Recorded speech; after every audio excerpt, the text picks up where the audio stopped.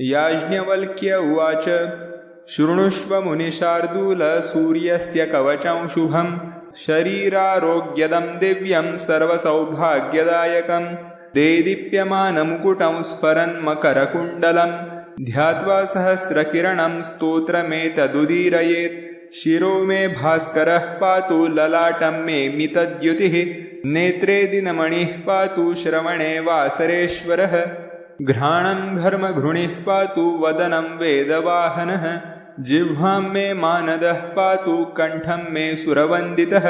स्कन्धौ प्रभाकरः पातु वक्षः पातु जनप्रियः पातु पादौ द्वादशात्मा सर्वाङ्गं सकलेश्वरः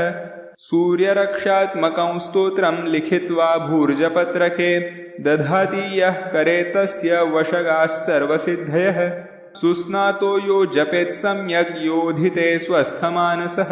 सरोगमुक्तो दीर्घायुः सुखं पुष्टिं च विन्दति इति श्रीमद्याज्ञवल्क्यमुनिविरचितं सूर्यकवचस्तोत्रं सम्पूर्णम्।